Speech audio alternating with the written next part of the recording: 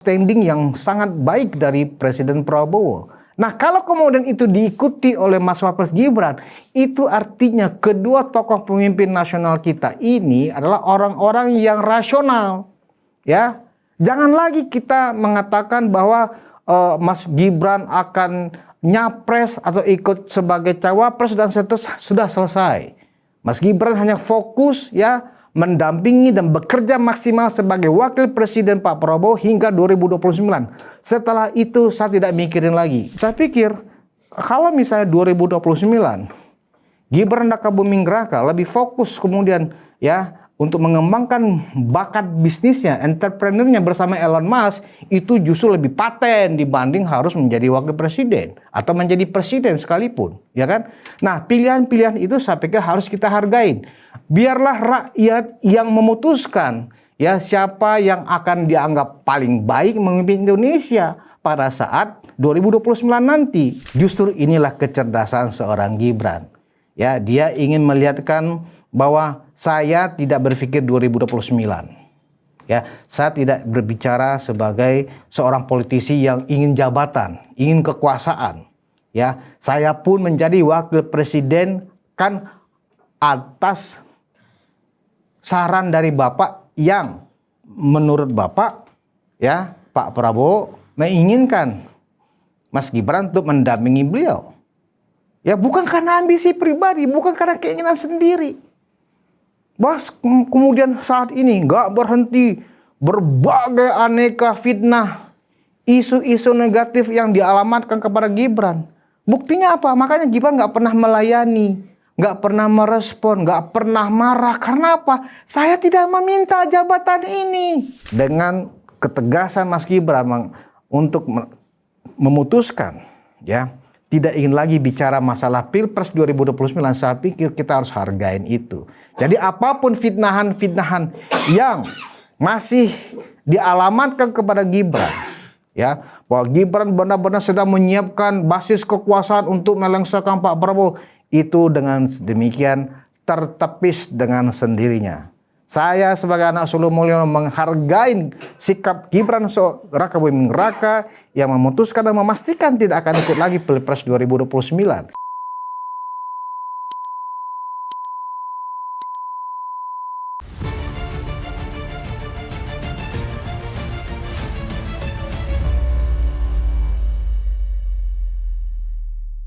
Lagi-lagi Wapres Gibran Rakabuming selalu mendapat sorotan, diganggu terus.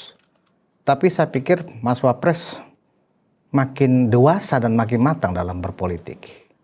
Ya, terbukti ketika ada kabinet bayangan, Mas Wapres justru nggak ada masalah. Nah, ini menarik nih. Hai penonton Ruang Konsensus Unpacking Indonesia dimanapun Anda berada. Kembali bersama saya Budius Ma'ruf Piliang. Assalamualaikum warahmatullahi wabarakatuh. Salam sejahtera buat kita semua. Di akhir pekan ini ya, tanggal 9 Agustus 2026, kita akan santai-santai ya membicarakan sebuah perspektif baru yang disampaikan atau yang ditegaskan atau yang kemudian saya pikir ini harus kita sampaikan ke publik tentang Mas Wapres Gibran ya akan ikut kontestasi Pilpres 2029 atau tidak. Ya, ternyata tidak. Jadi Mas Wapres Gibran ya ingin melepaskan diri dulu dari tudingan haus kekuasaan lah, belum cocok lah, belum pantas lah dan seterusnya. Wapres Gibran tidak akan ikut kontestasi Pilpres 2029. Mas Wapres hanya ingin fokus menjalankan tugasnya secara maksimal sebagai wakil presiden yang diminta dan dipilih oleh Presiden Prabowo sendiri sampai 2029. Dengan sikap ini diharapkan ya tidak ada lagi ya tuduhan-tuduhan ya yang dialamatkan kepada Mas Gibran dan kepada keluarga Solo sebagai orang yang haus kekuasaan. Ya. Dan ini saya pikir cukup produktif kalau kemudian ini menjadi suatu kelegaan buat orang-orang yang takut kalau Wapres Gibran ini ya kan masih berpasangan dengan Pak Prabowo. Nah, apakah sikap Wapres Gibran untuk memutuskan tidak ikut Pilpres 2029 ini sudah mendapat persetujuan dari Pak Prabowo. Ini yang saya belum tahu. Tapi setidaknya ya, hingga hari ini pun Pak Prabowo Subianto belum pernah punya pernyataan akan ikut Pilpres 2029. Dan karena itu, apa yang disikapi oleh Mas Wapres Gibran untuk ikut Pilpres 2029 juga adalah suatu hal yang relevan dan harus kita hargain. Ya, biarkan pasangan ini bekerja secara maksimal ya untuk bekerja mengurus rakyat di tengah tantangan geopolitik dalam dan luar negeri yang tidak ringan hari-hari ini. Ya, jadi saya pikir ya marilah kita kembali ya untuk melepaskan diri ya soal siapa yang akan menjadi kandidat Pilpres di 2029 nanti. Ya, bahwa Pak Prabowo katanya sudah dinyatakan oleh partainya Gerindra ya untuk maju atau untuk didukung di periode keduanya. Itu kan baru permintaan dari Gerindra. Belum ada pernyataan dari Pak Prabowo, saya siap lagi maju ya untuk periode kedua, belum ada. Bahkan Pak Prabowo mengatakan bahwa saya siap maju lagi Pilpres 2029 manakala hasil-hasil kerja saya selama 5 tahun memimpin rakyat Indonesia memang dirasakan manfaatnya ya oleh masyarakat, bukan masalah elektabilitas, bukan oleh masalah tingkat approval rating. Ya, tetapi benar-benar ya secara objektif masyarakat Indonesia ya merasakan kerja-kerja Pak Prabowo bersama pemerintahnya ini memang ya membantu mensejahterakan masyarakat secara keseluruhan. Ya, itu saya pikir sebuah standing yang sangat baik dari Presiden Prabowo. Nah, kalau kemudian itu diikuti oleh Mas Wapres Gibran, itu artinya kedua tokoh pemimpin nasional kita ini adalah orang-orang yang rasional. Ya, jangan lagi kita mengatakan bahwa Mas Gibran akan nyapres atau ikut sebagai cawapres dan seterusnya, sudah selesai. Mas Gibran hanya fokus ya mendampingi dan bekerja maksimal sebagai wakil presiden Pak Prabowo hingga 2029. Setelah itu saya tidak mikirin lagi. Ya, barangkali Mas Gibran tertarik untuk ikut berbisnis bersama Elon Musk. Ya, di mana SpaceX ya kan baru saja mengorbitkan pesawatnya. Ya kan? Nah, dengan demikian memang ini sesuai dengan selera Mas Gibran yang sangat antusias untuk menggeluti dunia teknologi informasi dan dunia digital. Elon Musk saat ini adalah seorang oligark internasional yang fokus mengembangkan ekonomi digital, dan Mas Gibran memang sangat concern kepada ekonomi digital. Saya pikir kalau misalnya 2029 Gibran Rakabuming Raka lebih fokus kemudian ya untuk mengembangkan bakat bisnisnya, entrepreneurnya bersama Elon Musk, itu justru lebih paten dibanding harus menjadi wakil presiden atau menjadi presiden sekalipun, ya kan? Nah, pilihan-pilihan itu saya pikir harus kita hargain. Biarlah rakyat yang memutuskan ya siapa yang akan dianggap paling baik memimpin Indonesia pada saat 2029 nanti, dan tugas-tugas partai politik lah ya yang memilih siapa calon-calon presidennya, siapa calon wakil presidennya yang kira-kira memang itu dibutuhkan atau diminta oleh mayoritas rakyat Indonesia. Jadi dengan sikap Pak Prabowo tidak akan maju capres 2029. Begitu juga dengan sikap wakil presiden Gibran Rakabuming Raka tidak akan ikut kontestasi Pilpres 2029. Saya pikir sikap-sikap itu dengan sendirinya menghentikan spekulasi kita ya soal capres-capresan. Mari kita berikan ruang dan kesempatan kepada pemerintah, kepada kabinet pemerintahan Prabowo Gibran ini ya untuk menyelesaikan tugas-tugasnya dengan sebaik-baiknya kepada masyarakat. Itu yang saya pikir menjadi catatan. Nah, sebab kalau kemudian ya suhu politik kita selalu dihangatkan apakah Pak Prabowo berhubungan baik dengan Mas Wapres, apakah Pak Prabowo masih berhubungan baik dengan Pak Jokowi dan seterusnya, itu selalu menjadi isu-isu politik yang selalu digoreng dengan berbagai macam perspektif yang kadang tidak rasional dan kadang sangat subjektif ya. Karena itu ya, dengan pilihan yang dilakukan oleh Gibran Rakabuming Raka tidak akan ikut kontestasi Pilpres 2029, ini saya pikir sebuah sikap yang sangat matang sebagai seorang politisi. Ya, Mas Gibran sadar ya, saat ini ya dia adalah seorang wakil presiden ya yang dipilih secara konstitusional ya dalam suatu proses pemilihan presiden langsung ya yang diakui ya oleh konstitusi kita dan sah secara hukum ketatanegaraan, hanya ingin menyelesaikan tugasnya mendampingi Pak Prabowo ya dengan segala kelebihan dan kekurangan yang dimiliki oleh seorang Gibran Rakabuming Raka. Dan apabila memang ada yang mengatakan bahwa Gibran tetap akan nyapres, saya yakin itu adalah informasi yang tidak berdasar. Ya, tidak ada pernyataan dari Gibran Rakabuming Raka bahwa Gibran akan siap mendampingi Pak Prabowo 2 periode, belum ada. Ya, bahwa ayahnya Pak Jokowi ya mengatakan bahwa kita mendukung Prabowo Gibran 2 periode, itu kan sifatnya komitmen ya, karena begitulah komitmen awalnya, manakala saat Pak Prabowo sampai 5 kali ya menanyakan ke bapaknya, ke Pak Jokowi pada saat itu agar diizinkan ya Gibran Rakabuming menjadi cawapresnya. Ya, oke. Ya.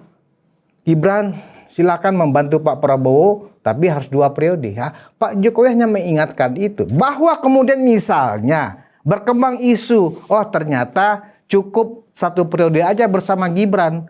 Bahkan ada yang mengatakan enggak, Pak Prabowo tetap akan bersama Gibran.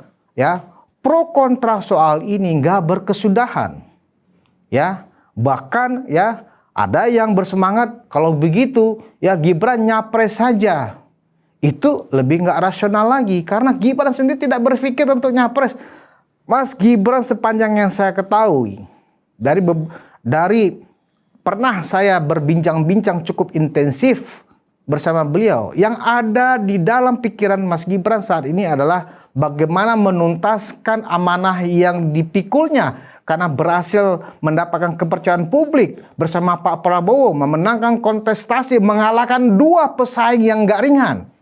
Ya, satu Anies Baswedan ya dengan masa loyalisnya yang kuat dari basis masa Islam. Satu melawan Ganjar dan Mahfud, kaum nasionalis, mampu dikalahkan. Nah, itu yang sekarang menjadi konsentrasi seorang Gibran Rakabuming Raka. Tidak lagi untuk ikut-ikutan ya, ikut dalam bursa-bursaan capres, cawapres dan seterusnya. Itu hanya kerjaan survei-surveyor. Ya, bahwa kemudian misalnya Gibran Rakabuming Raka dipasangkan dengan Pak Prabowo, ya itu sebuah hal yang tidak mungkin karena Mas Gibran tidak punya kapasitas dan seterusnya dan seterusnya. Pak Prabowo sudah punya pasangan yang sesuai dengan yang diinginkan oleh Gerindra. Itu kan akhirnya apa? Hanya menimbulkan polemik, hanya menimbulkan pro kontra di tengah masyarakat. Dan dengan sikap yang diambil oleh Gibran Rakabuming Raka bahwa beliau tidak akan ikut kontestasi Pilpres 2029, ini saya pikir adalah sebuah sikap yang layak kita apresiasi. Ya, itu baru seorang pemimpin, tidak berpikir jabatan apapun. Ya, sebelum apa yang sudah diemban ini sebagai amanah rakyat ya dilakukan dengan baik. Ya, tentu ya Gibran tidak mengecilkan ya dukungan dari kelompok-kelompok masyarakat yang selama ini menginginkan Mas Gibran terus berkarya dalam politik. Disinilah seorang Gibran akan menguji siapa orang-orang yang selama ini tulus mendukungnya atau hanya berharapkan dapat sesuatu dari Gibran. Karena apa? Kalau Gibran memastikan dia akan maju Pilpres 2029, ya kelompok-kelompok yang sekarang membentuk relawan-relawan berbagai macam ya di luar sana, itu berarti orang-orang yang hanya berharap mendukung Gibran itu untuk mendapatkan sesuatu. Artinya di sini adalah transaksional, bukan sebuah niat untuk mendukung ya secara politik. Makanya dengan sikap ini, Gibran juga ingin melihat apakah selama ini orang-orang yang membentuk macam-macam relawan Gibran, Antu Blau dan seterusnya akan tetap bekerja untuk mendukung Gibran. Kita lihat sama-sama. Ternyata kalau setelah pernyataan ini Gibran ternyata mereka tidak lagi melakukan kegiatan-kegiatan untuk mendukung Gibran, berarti terbukti semua mereka itu terbukti adalah orang-orang hanya oportunis, ya, orang yang tidak ikhlas dalam mendukung Gibran. Nah, saya pikir justru inilah kecerdasan seorang Gibran. Ya, dia ingin melihatkan bahwa saya tidak berpikir 2029. Ya, saya tidak berbicara sebagai seorang politisi yang ingin jabatan, ingin kekuasaan. Ya, saya pun menjadi wakil presiden kan atas saran dari Bapak yang menurut Bapak, ya, Pak Prabowo menginginkan Mas Gibran untuk mendampingi beliau. Ya, bukan karena ambisi pribadi, bukan karena keinginan sendiri. Bahas kemudian saat ini nggak berhenti berbagai aneka fitnah, isu-isu negatif yang dialamatkan kepada Gibran. Buktinya apa? Makanya Gibran nggak pernah melayani, nggak pernah merespon, nggak pernah marah. Karena apa? Saya tidak meminta jabatan ini. Saya tidak menginginkan jabatan ini. Tapi ketika rakyat memberikan kepercayaan, ya, Mas Gibran mengambil kepercayaan itu dan melaksanakan sebaik-baiknya sesuai aturan-aturan yang berlaku, di mana tugas seorang wakil presiden itu adalah berdasarkan arahan dan petunjuk dari presiden. Tidak bisa seorang wakil presiden berinisiatif sendiri melakukan kegiatan-kegiatan, apalagi memiliki program-program sendiri. Tidak bisa, karena itulah konstitusi kita sebagai sebuah negara republik, ya. Presiden adalah pemegang kekuasaan tertinggi, bukan presiden dan wakil presiden, tapi adalah presiden. Ini yang dipahami oleh seorang Gibran Rakabuming Raka. Jadi karena itu, ya, untuk menghindari sebuah polemik yang tidak berkesudahan, ya, Gibran selama ini mencoba untuk diam, ya, di antara berbagai fitnah, ya, ada ingin memakzulkan dengan alasan-alasan yang, apalagi yang baru-baru ini, ya. Denny Indrayana yang nggak berkesudahan, kebenciannya sudah di level langit kali kepada Gibran, ya, seolah-olah Gibran itu benar-benar nggak pantas buat Indonesia. Itu kan kata lo doang, Den, gitu loh. Gibran itu adalah sebuah penyakit bagi masyarakat Indonesia. Kata siapa? Masyarakat Indonesia yang mana? Nah, karena itu, ya, dengan ketegasan Mas Gibran untuk memutuskan, ya, tidak ingin lagi bicara masalah Pilpres 2029, saya pikir kita harus hargain itu. Jadi apapun fitnahan-fitnahan yang masih dialamatkan kepada Gibran, ya, bahwa Gibran benar-benar sedang menyiapkan basis kekuasaan untuk melengsarkan Pak Prabowo, itu dengan demikian tertepis dengan sendirinya. Saya sebagai anak Solo Mulyono menghargai sikap Gibran Rakabuming Raka yang memutuskan dan memastikan tidak akan ikut lagi Pilpres 2029. Ini harus kita hargain, gitu loh. Nah, karena itu, kalau misalnya pernah Gibran bilang begini ke saya, Pak Budi, saya itu sebenarnya kalau mau saya bisa masuk ke Golkar, sudah disiapkan karpet merah, tapi saya nggak mau. Itulah seorang Gibran. Jadi kalau kita menuduh Gibran adalah haus kekuasaan, itu benar-benar tuduhan yang benar-benar fitnah. Fitnah itu dosa. Kalau kita merasa takut dengan dosa. Tapi kan orang sekarang karena politik nggak takut dosa. Gila ya gitu loh. Memfitnah orang yang bekerja untuk negara, untuk bangsanya, untuk membantu rakyatnya. Itu difitnah. Itu hal yang biasa. Ini luar biasa. Karena itu, mari, ya, kita dukung sikap Gibran, ya, untuk bekerja secara maksimal mendampingi Pak Prabowo sampai 2029. Pasca 2029 seperti apa? Walau-alam bisawab. Ya, biarkan takdir Tuhan, ya, yang bekerja untuk Gibran nantinya. Ya, tetapi setidaknya dengan apa yang sudah disampaikan oleh Gibran Rakabuming Raka, begitu juga Pak Prabowo untuk tidak pernah memikirkan 2029. Ya, itu adalah urusan rakyat. Memilih presiden dan wakil presiden itulah urusan rakyat. Urusan sekarang Pak Prabowo dan Mas Gibran itu adalah bagaimana menjalankan tugasnya. Tidak lagi bicara memikirkan akan maju lagi 2 periode dan seterusnya. Mas Gibran itu juga dengan sadar kok kalau toh nggak ikut lagi berpasangan dengan Pak Prabowo atau dengan yang lain juga memang tidak pernah terfikirkan.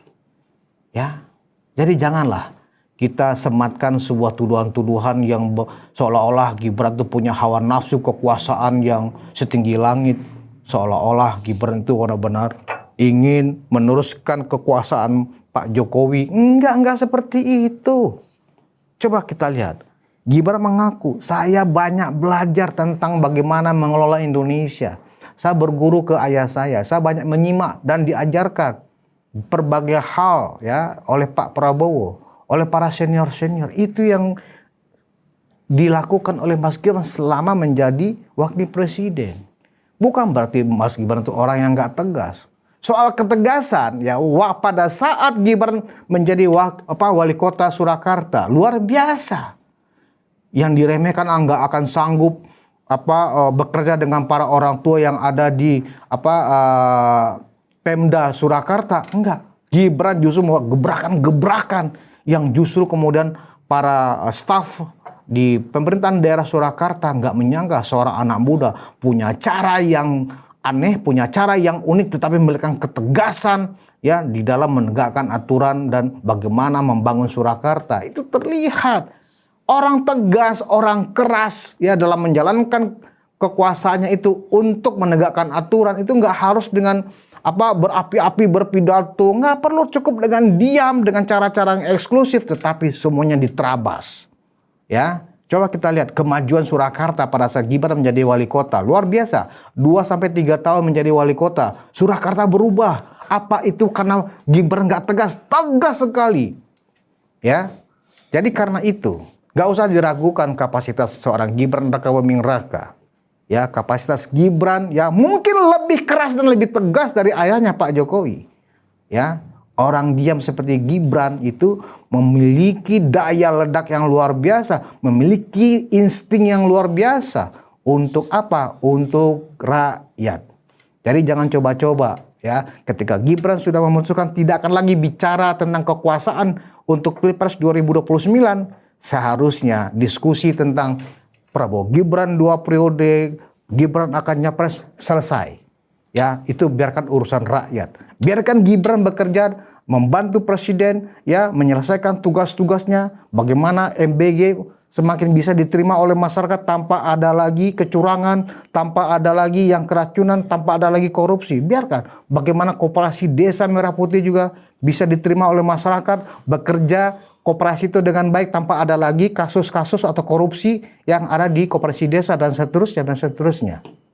Kita percayakan ya, energi besar ya, kejeniusan seorang Gibran ya menjadi seorang politisi muda tapi dengan kapasitas nasional ya, itu adalah keunggulan bagi kita sebenarnya. Tapi mari kita hargai sikap Gibran untuk tidak lagi mau bicara tentang Pilpres 2029. Ya, silakan bagi yang berhasrat ingin nyapres, kata Gibran, silakan. Mas Ahy silakan mau nyapres. Ya, Bahlil silakan mau nyapres. Zulkifli Hasan silakan nyapres. Gatot Nurmantio silakan mau nyapres. Silakan. Gibran hanya sekarang bicara bagaimana dia menyelesaikan tugasnya. Bagi yang lain, bagi tokoh-tokoh yang lain yang berhasrat ingin mendampingi Pak Prabowo, silakan. Mas Gibran legowo, damai. Itu baru paten. Ini yang saya pikir rakyat Indonesia harus menghargai sikap itu.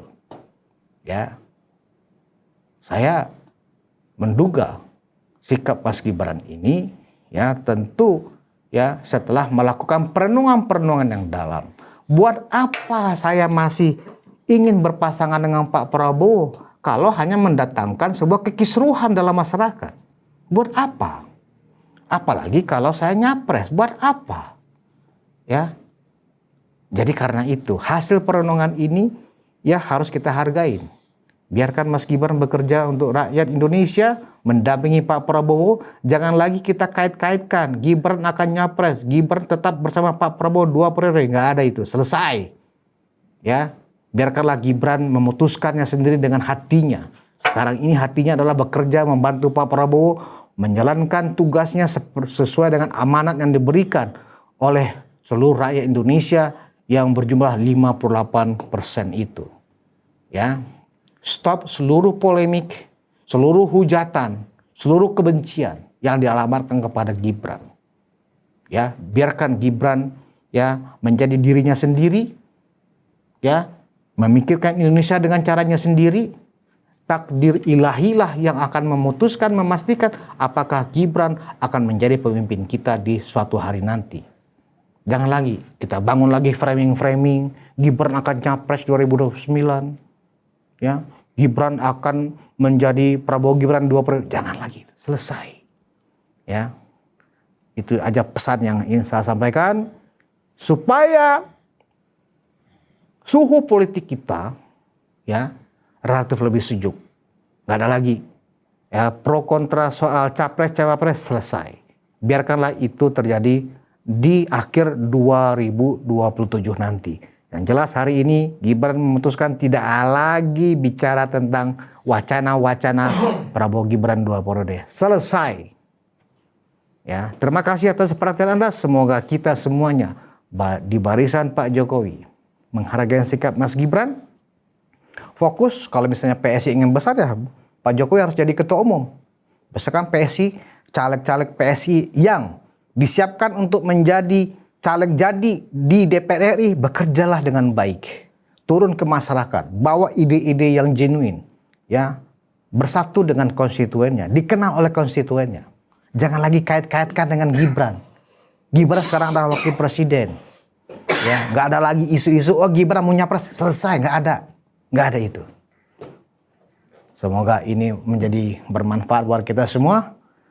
Sebelum saya tutup, seperti biasa, wedang jahe Pak Jokowi. Jangan-jangan Gibran juga minum wedang jahe ini, makanya sehat. Kemana-mana tiap hari keliling Indonesia nggak capek-capeknya. Bismillahirrahmanirrahim. Mantap, enak. Kita bertemu lagi di monolog Ruang Konsensus Senin depan.